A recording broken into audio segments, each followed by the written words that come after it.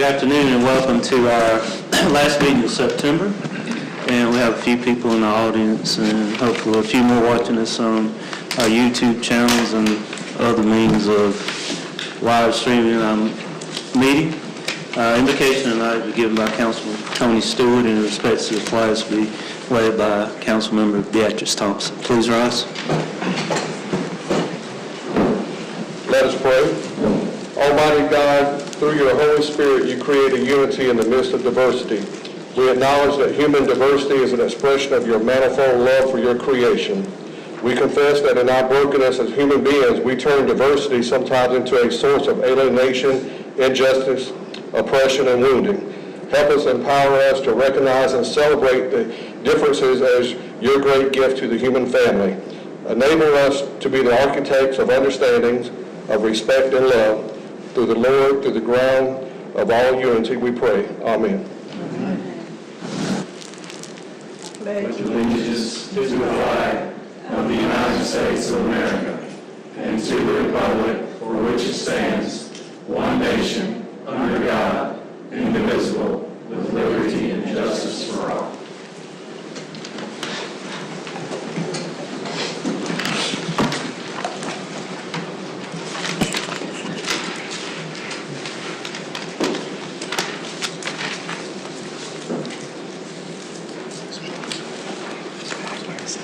This afternoon before our business meeting starts, we do have a proclamation, and we've got some representatives of the organization that the proclamation is being directed toward. And I'm going to ask Ms. Maria Torres Green to come up, and she's serving as the spokesperson for the group. And upon my reading, Lana Slade will come up also. And you guys stand over here. Good seeing you. And if you don't mind, I'd like to read the proclamation. And the proclamation reads that whereas every National Hispanic Heritage Month is observed by and celebrated by Americans across our nation between October the 15th and September 15th and October the 15th, the celebration, which began under President Lyndon B. Johnson as Hispanic Heritage Week in 1968, was expanded by the United States Congress in 1988 to be a month-long celebration.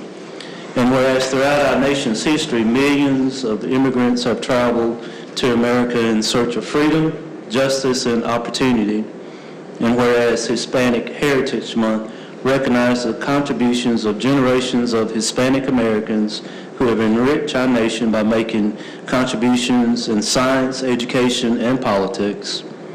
And whereas from food and fashion to music and art, the Hispanic Americans have had a positive influence on the lifestyle of all Americans and are a vital component of the diversity that makes up the city of Anderson and makes us a vibrant and thriving community. And whereas Hispanic Americans represent one of the fastest growing ethnic groups in the nation, in reaching our community's value of faith and family, hard work and sacrifice of generations past, while contributing to the promise of a prosperous city for future generations. And whereas it is incumbent upon all of us to join together to celebrate the work of Hispanic Americans from all walks of life who, in pursuit of the American dream, have made Anderson, South Carolina their home and have committed themselves to building a strong, safe, and welcoming community to all. Now, therefore, I, Terrence B. Roberts, Mayor of the City of Anderson, along with my fellow council members, do hereby proclaim the month of September the 15th through October the 15th as Hispanic Heritage Month in the City of Anderson, and encourage citizens of this community to recognize the unique heritage and contribution of Hispanics to the cultural life of our city, our state, and our nation, and our world. Proclaim this 26th day of September 2020. Thank you.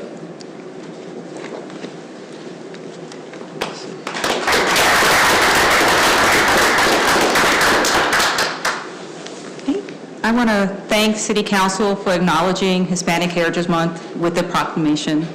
I'm proud to be part of a city who honors the diverse cultures and contributions of the Hispanic Latino community. But not only do we celebrate our culture this month, but we also celebrate the courage and the drive of those who took a leap of faith for a better life here. I ask that this support not end at the end of Hispanic Heritage Month, but I invite you to be our allies that understand our opportunities, but also our obstacles. Let today not only be a proclamation of Hispanic Heritage Month, but a proclamation of your commitment to help our community move forward. The Latinx Advisory Council invites you not only to join us, but to use us as a resource, a sounding board, and a connector to the Hispanic Latino community. And I also want to make sure that everyone comes to the Hispanic Festival on October 2nd, hoping that Ian stays away. Thank you. Thank you. Thank you, Mayor. Thank you, council members. Just wanted to say that on behalf of the ANMED Health Diversity Department, the Office of Diversity, we are very honored to be a part of the celebration, Hispanic Heritage Month celebration this week. And we certainly do invite you to come down to the farmers market. That's if Ian does do as we hope, and that's either go west or go a little bit further east. We're really looking forward to this wonderful opportunity. This will be a first for us, and certainly we look forward to having you with us. Thank you.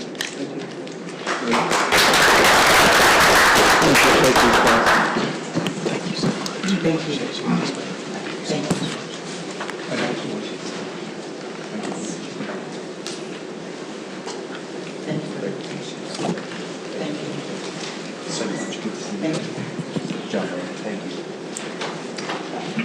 Mr. Mayor, I'd also like to recognize Councilwoman Melendez from the City of Walhalla City Council. She's in attendance with us tonight, and so you could just show she's here in support of the proclamation as well. So thank you, Councilwoman Melendez, for being here. Thank you.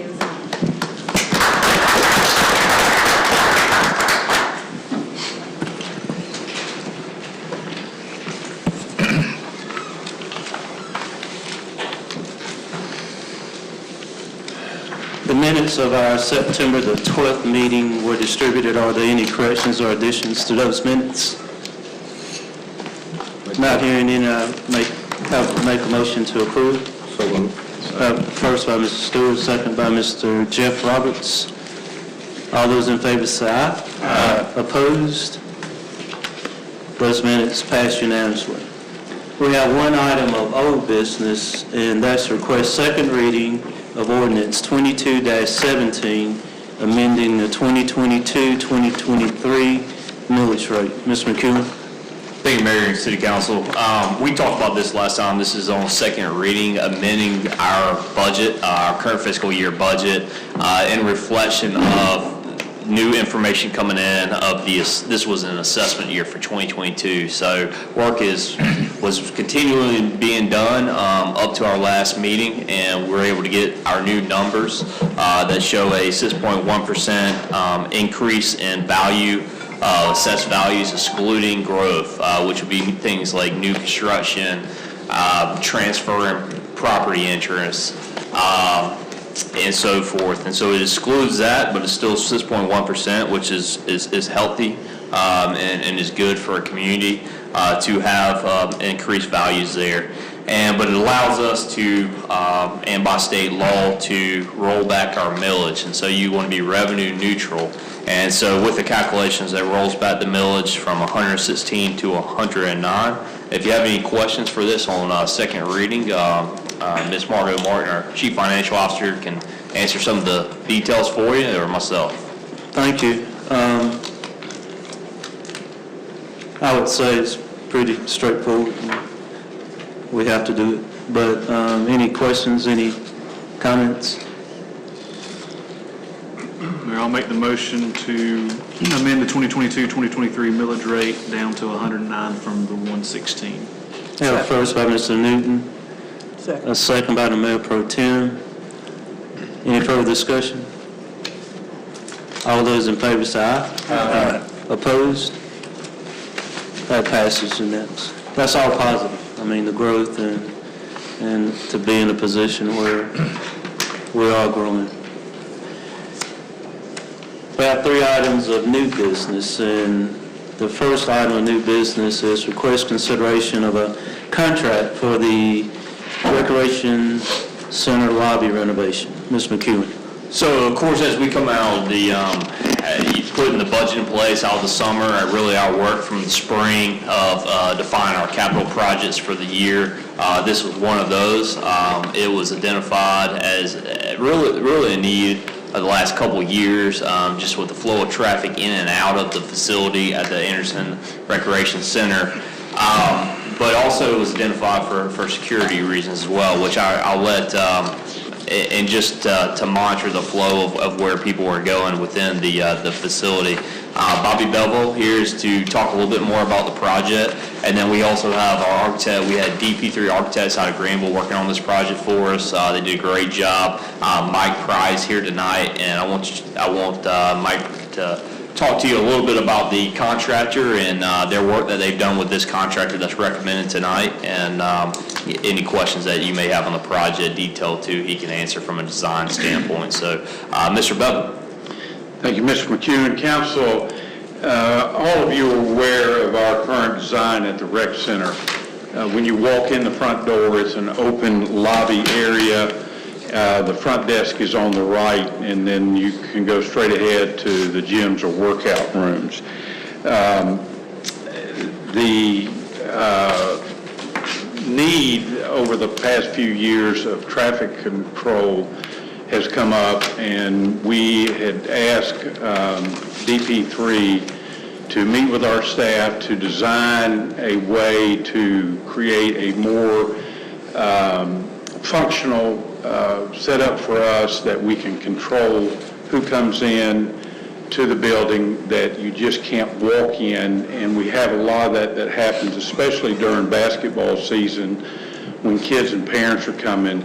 We'll have a transient person or somebody that just comes in and sits in the building or whatever. So we wanted them to look at the needs we have, and you're familiar with our front desk. It's a curved area that's open and that you can actually get behind. The public, there's no way to keep the public out of that. And so we sat down with them, our staff, the people who work the front desk, Angie Watkins, who's been there 40 plus years, and gave input to DP3 to design something. You have that in your packet, and we liked it from a standpoint it's functional. It creates a vestibule in our building that will help with energy situations, and also a more secure front desk area for the people who work, especially at night. We also, you see the turnstiles there that people will have to either have a card or be buzzed back, but we can stop somebody right there at the front desk. So we are excited about the design. We bid this project. We advertised in Skibo, the Anderson Independent, our website. We actually emailed a few contractors. We had 3 bids submitted before the September 13th deadline. They were Laser Construction out of Williamston for $418,900, J.M. Cope Construction, Rock Hill, $409,686, and Satchel Construction, LLC, out of Greenville for $362,078.26. DP3 reviewed the items, reviewed the bid tabs to make sure the numbers were correct. We didn't know much about Satchel. I did find out that they did work recently for Anderson County. They built the band shell over the stage at the William Floyd Amphitheater, and talked to John Kamey from Anderson County. He was very pleased. He said they're a great company, easy to work with, and went on far beyond.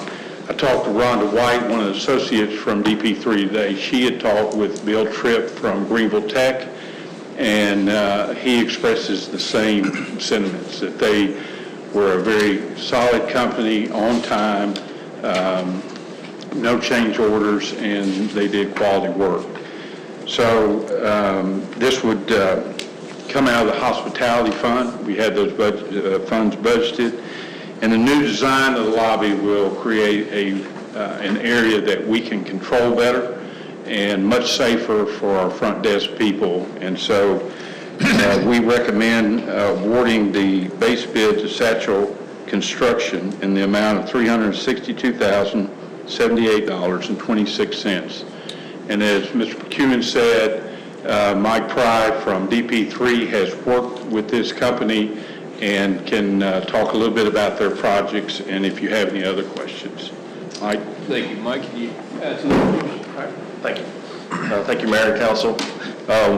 We have had the opportunity to work with Satchel Construction, mainly through the South Carolina Department of Mental Health. They were recently awarded a project up in Gaffney to renovate a building. Did a fantastic job, responsive, accurate with paperwork, and we just closed that project out recently. They've also helped us with budgeting a few other projects, and very, very responsive. So we have full confidence that they'll be able to handle this project. There's 3 other references. Bobby mentioned one with Bill Tripp at Greenville Tech.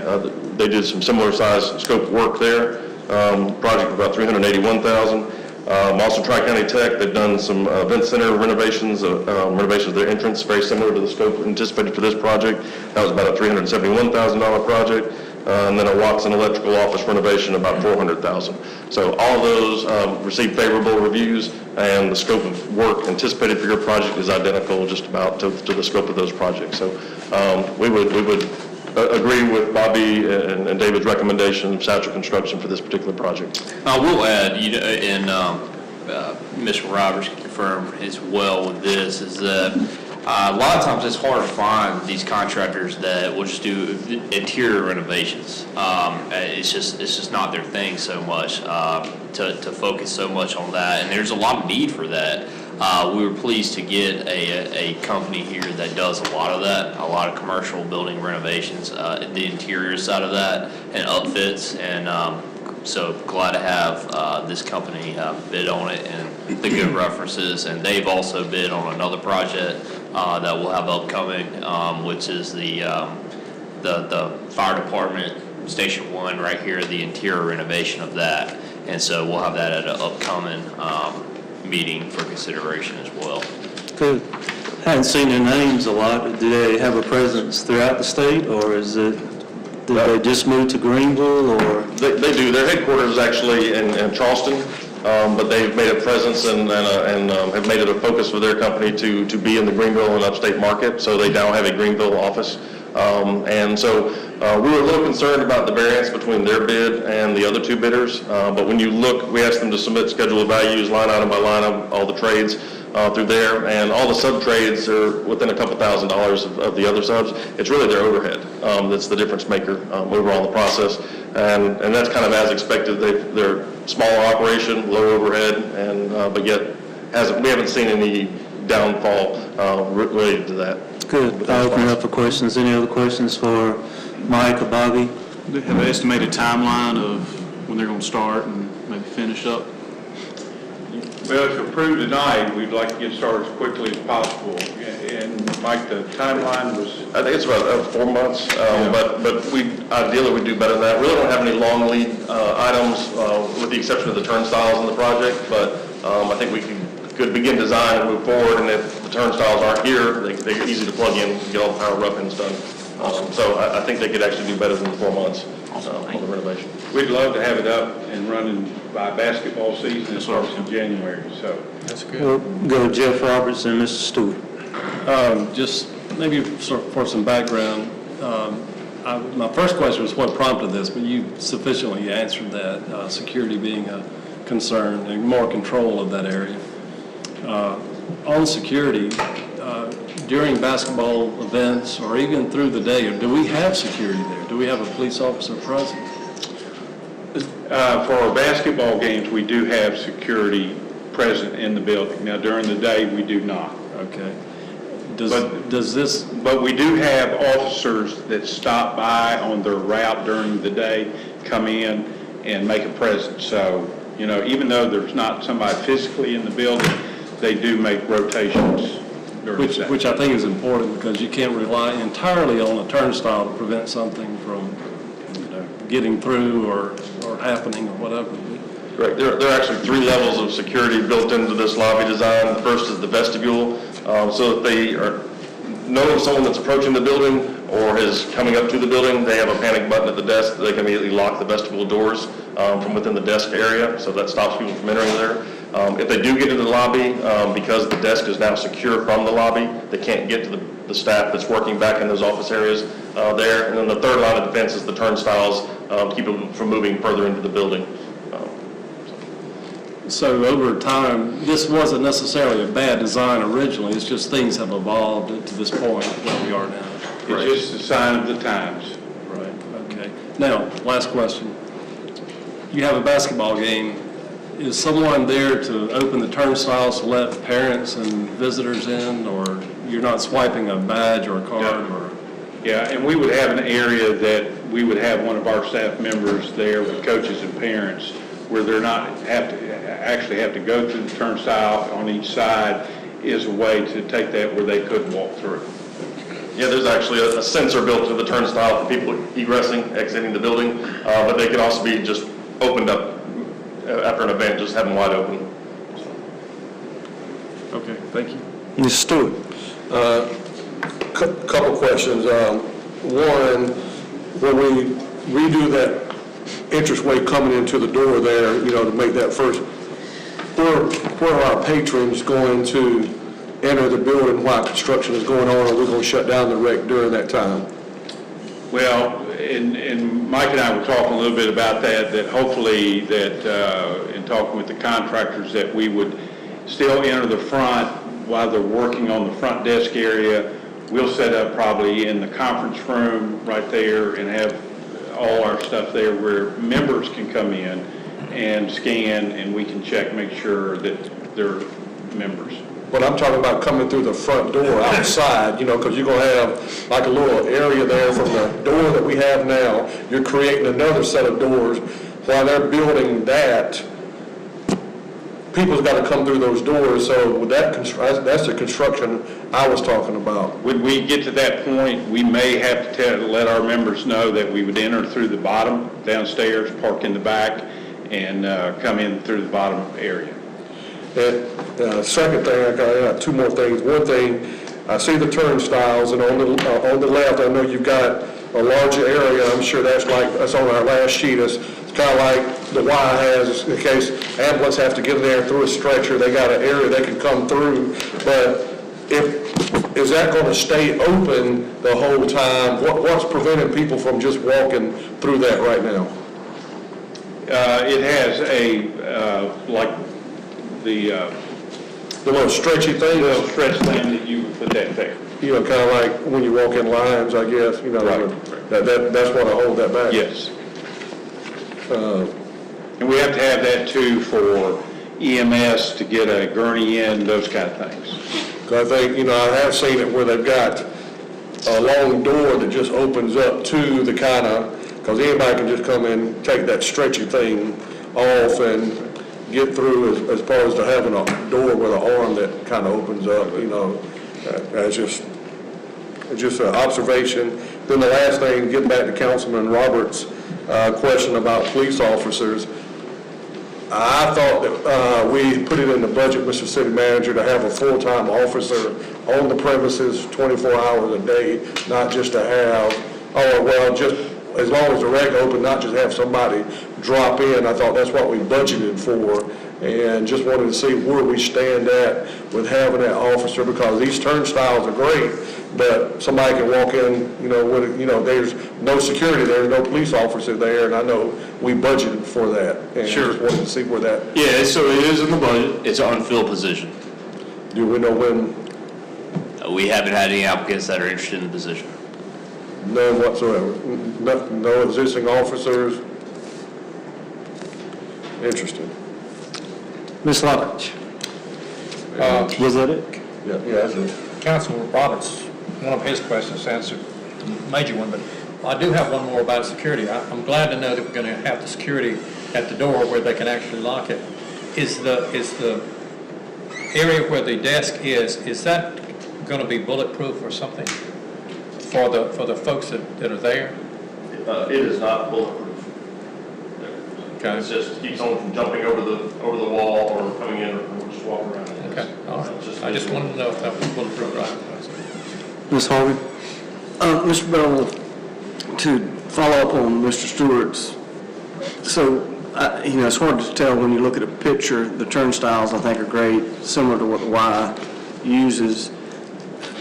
Your equipment, I assume you bring in that door and out that door when we replace equipment in those upstairs workout rooms. Is that going to be ample area to bring those bikes my mother rides through there, and you know what I'm talking about? It will. And they actually, when we moved a lot of that equipment downstairs to the gym, they actually took it on the elevator one piece at a time. So I would think that if we had to, we could bring it in the bottom and come up that way. That's a good idea. With that, Mayor, I'd make a motion we approve this. Have an amount of $362,078.26. That's Satchel Construction out of Greenville. Well, first by Mr. Harvin, I second it, second by Mr. Lockridge. Mr. Lockridge, but I have a comment. we're Actually, still in comments. how many turnstiles are we going to have through there? I think there's 4, isn't there? 4? Okay. That's the only question I had. I didn't know, I don't know if it really shows how many we have. 1, 4? 2, Okay. 3, yeah, 4 slots. Okay. Any other questions, comments? Just a comment, Mr. City Manager, is that officer's position for security, is it equal with what a typical starting salary for an officer would be? And if it's not, No, it is. It is? Yeah, absolutely, yep. So we have people that are specifically say, hey, I want to be an SRO officer. They're good at that. But also, we have a lot of officers that are my age and younger, and, they're interested in promotions. And to do that, you got to be in patrol, you got to be in different divisions, and you got to work your way up. And then we have vacancies, of course, like every law enforcement agency. So we have been unable to find somebody to take on that role. So in several other areas, so what we do is assign officers to that, and they work, extra duty, what we call extra duty at those basketball games, at sporting events, or at the baseball games. And they're at when we have football down here at the McCants Field, they're always there. So we make sure we have security at all these different athletic events. And I would think probably, correct me if I'm wrong, Bobby, probably more of an emphasis with law enforcement at the actual games. It is, yes. Yeah. And that's where we have Yeah. more of the issues when we have games, and a lot of kids in the gym and parents, and especially when you're playing teams from other communities in Yeah. our gym kind of thing. Kids, parents, coaches. Yes. Yeah, And we for had sure. an incident, a year or so ago, and responded within seconds and handled the incident. Good. Any other questions? Heard a first and a second. All those in favor say aye. Aye. Opposed? Thank you, Bobby. Thank you, Mike. Thank you, Bobby. Our second item of new business is to request consideration of a banking service contract for the city of Anderson. Ms. McEwen? Okay, I'll start off that saying this is, we do this every 5 years for our general banking services. This is our basic day-to-day banking, checking and operating accounts. We have a multitude of accounts that we use and move money in and out of it pretty rapidly. As revenue comes in, we move them within our revenue account to operating account and so forth, payroll account. And so this was a bid out for that. I will say, though, before I toss this over to Ms. Martin to go into detail on the analysis of this, is that we're aware, of course, of the macroeconomic environment of course, the 75 basis points that the Fed just went up on, their target range, and what their goal is to get to. Where we realized the opportunity to be able to leverage that we haven't been able to leverage in a very long time. And local government, we're very restricted on where we can put money. We can't just go put in equities, and so there's really two different ways you can do it, or three. Leave it in an account such as this, invest in the Treasury, the state Treasury, which has an investment fund, but again, we're not talking about equities and so forth and mutual funds. We're talking about very CDs, T-notes, so forth with that, and just straight CDs and banks. And so we have, I do want to look at that, of course, as the Fed target rate continues to go up to, we haven't been able to really, municipal government leverage this opportunity in a long time for money that does sit there to get a higher interest rate. And so what we'll look to do for that is a separate RFP with banks, and they don't have to be local, that can accept funds and be deposited, and we can get a higher yield on our interest rate, which can compound for the city on that. So this is day-to-day banking though, and Ms. Martin will explain the ins and outs of that. Ms. Martin. Okay, thank you, David. So as David alluded to, this is for our day-to-day operational banking services, payroll, accounts payable, general fund deposits, things like that, credit card, lock boxes, direct deposit, and bank drafts, bank wires.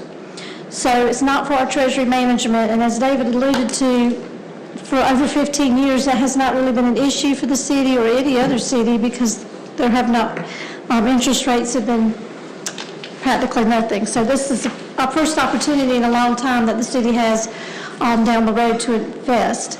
But in May, we mailed RFPs to all the local banks in Anderson, and we received 5 responses: J.P. Morgan, Synovus, Wells Fargo, First Citizens, and TD Bank, which currently has our contract. And in the RFP, we had a bid sheet listing all the services and the average volume of activity for the year so that all banks could respond and quote prices based on the same volume.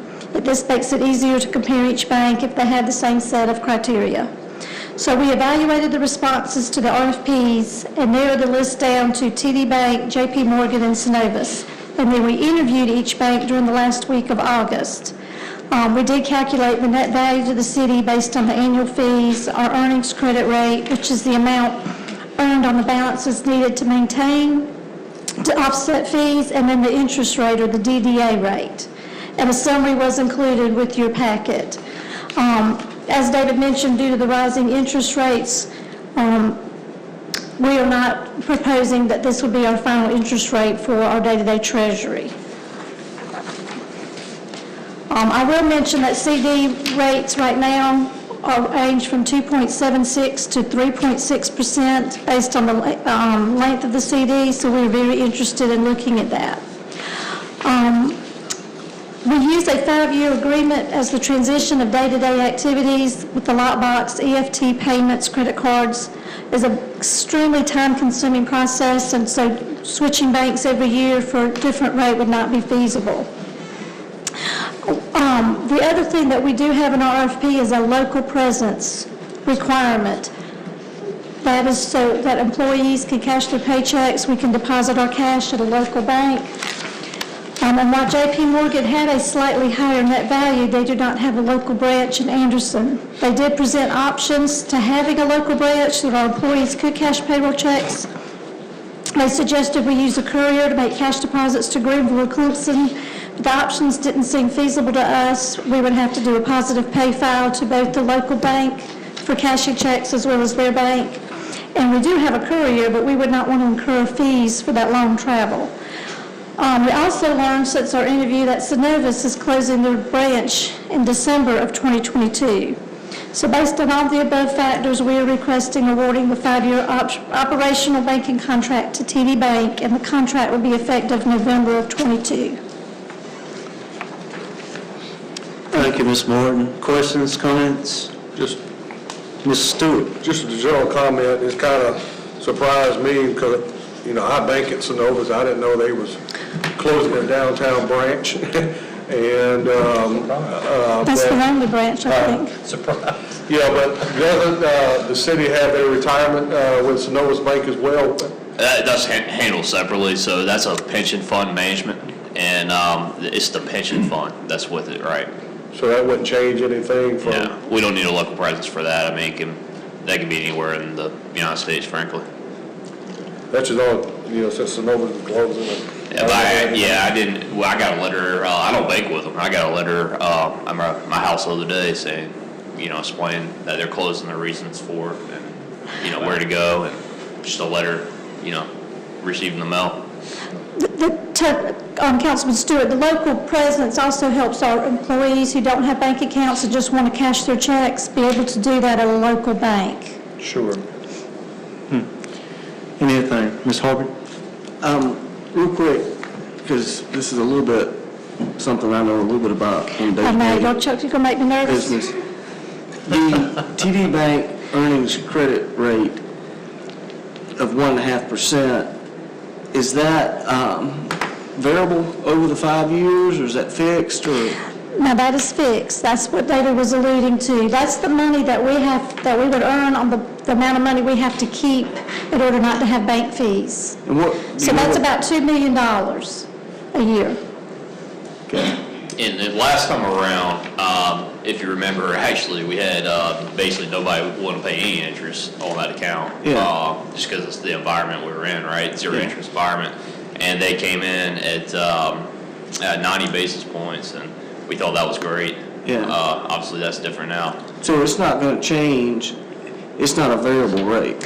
These are not variable rates. What we're talking about doing is coming back to you in a few months with another RFP for treasury management services, which we've not had to use for the last 15 years due to the rate environment. And tell me about that. Well, what you would do there is you would ladder them, just the same thing you do in your business. Yeah, I'm familiar with that. Yeah, so you would come in and out, because we would obviously not want to lock up some money for a year or 2 years, and so we'd have, say, a 6 month one, and then a year one, and then a 2 month deposit, and so forth. And so obviously we would get a good yield on that 2 year. I mean, I'm very familiar. But also we can't risk having everything in that 2 year note.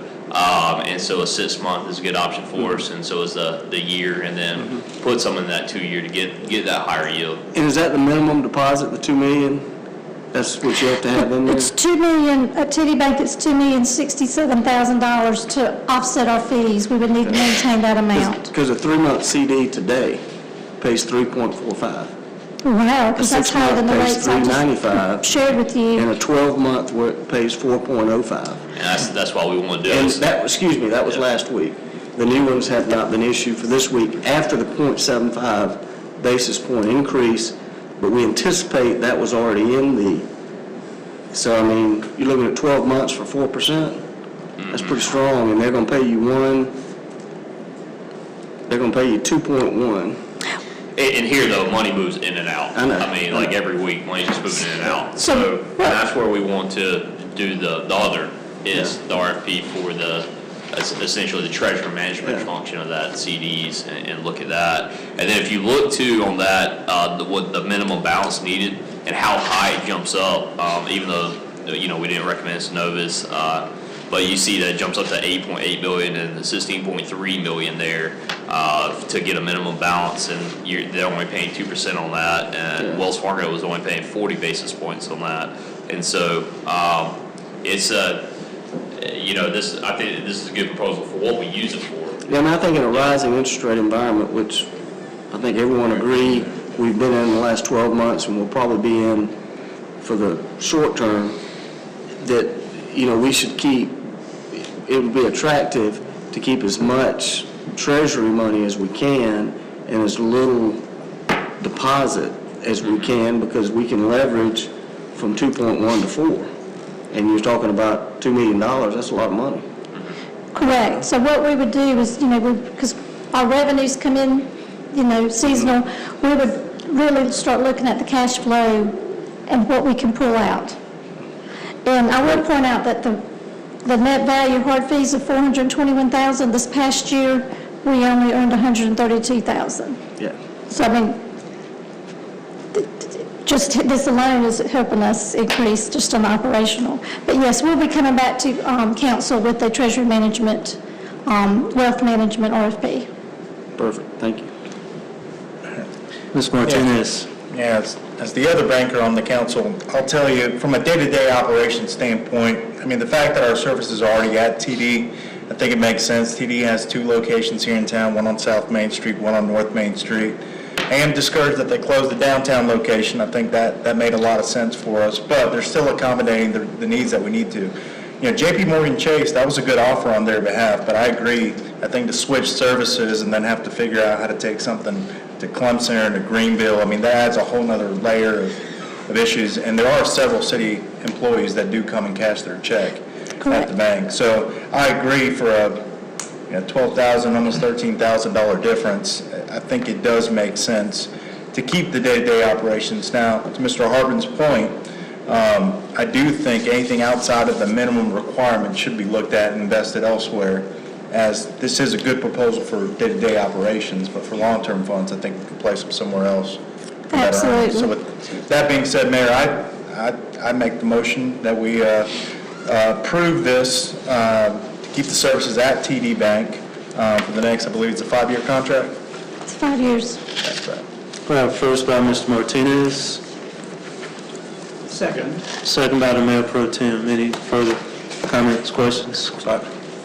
Stewart? I'd just like to ask if, we're going to come back in a few months, with that, would it behoove us to look at the city's pension fund as well? Because I know, we haven't renewed that contract, like Margot just said, in the last 22 years. It's been with Synovus for 22 years. I don't know if whether it's a good environment time or not, but I know there's other companies out there who would like to look at, getting a piece of seeing what they could do with the city's pensions fund. And I don't know if this is the right time for it or not, but I'll leave that up to you. Yeah, so we have re-advertised it before, and it just not too recently. And so they've come on board with us for how many years? 22. Yeah, 22. We just did it. No, it's been 22 years. Been 22 years. Okay, but I know last time, not too long ago, they competed for it, right? No. Okay. It hasn't been. I think it's about, It's been 22 years since we did it. man, It's a little bit more, I mean, excuse me, I think it's been about 4 years ago that we had a work session, That's what I recall. and might have been time gets by, it was 4 or 5 years ago, we had a work session and brought in a proposal. We felt comfortable with them, but so we have, it was at the Municipal Business Center. I don't remember exactly, it may be a good time. I'm not saying, Sure. I don't know. I'm not saying it's not, but we do look at it. I do remember specifically looking at it from time to time. And I think it'd be wise, I don't know if there's a sense of urgency. I kind of think that there's slightly separate things. For a pension, I wouldn't think we would need the local presence, as Mr. McEwen said. But I think it is something that we should check often just to make sure that we're in a good position. But if we've checked in the last 4 years, I think we can move forward with the day-to-day operations without having to bundle them. All good suggestions. I don't think it would not be a bad time. I know that in my memory they've done very well. It's a good thing that we have our own pension plan. Whoever decided to do that many years ago put us in a better position than being in the state pension plan for our employees. That's right. For sure. Any other discussion? All those in favor say aye. Aye. Opposed? Thank you. Our last item is request consideration of a resolution certifying certain real property as an abandoned textile mill site as provided by the South Carolina Textile Communities Revitalization Act. Mr. McEwen. There's been some interest in this property, and council's been briefed on that, and confidentially common development briefing on this.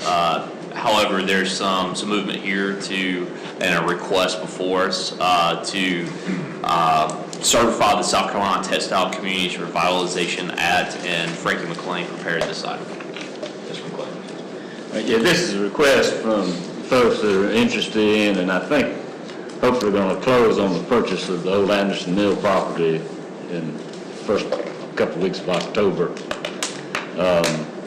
And they've asked that we certify it as an abandoned textile mill. Under the statute, they are able to get some income tax credit for it. y'all have done some on businesses before. I think it's the first textile mill we've done. It's just basically, you certify that it's been abandoned, and it's just required to be abandoned for over a year. But obviously, I think you'd agree Anderson Mill's been abandoned for a long time.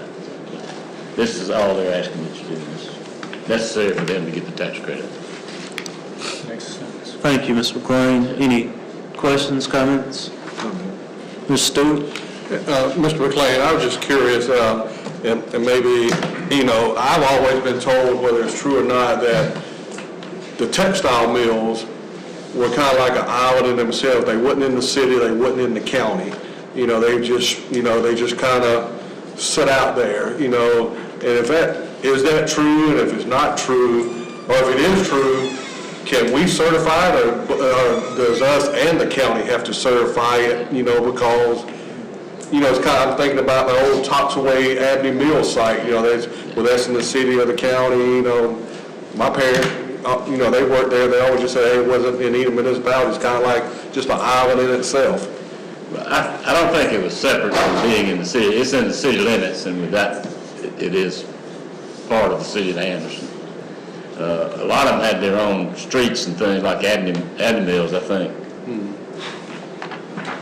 That they still, whoever owned it, owned the streets and alleyways.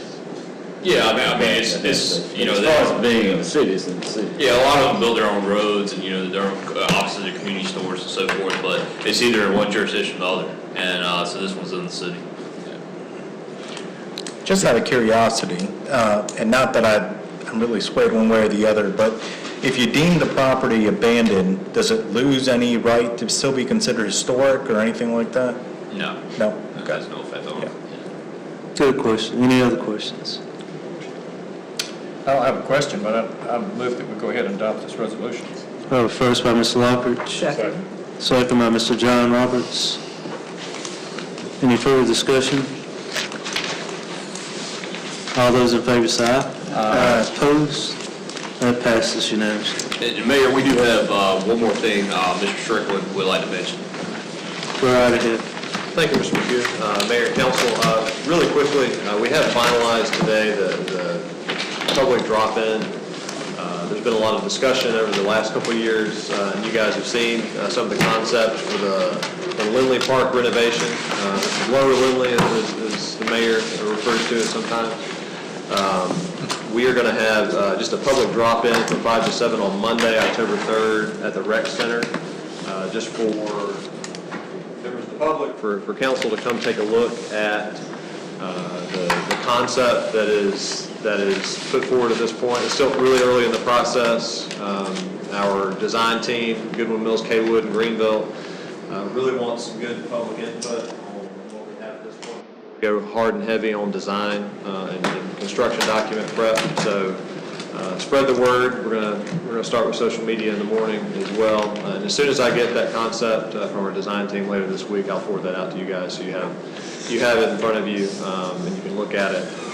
But again, really interested to hear what the public has to say about it. A really cool project, very exciting. It's going to have both some traffic improvements to help that area in the Glenwood, North Avenue, cut-through area there, Blair Street, Watson, that whole intersection mess there, but also some very, very neat playground and park upgrades and stormwater upgrades as well. So Monday, October 3rd, 5 to 7, drop in.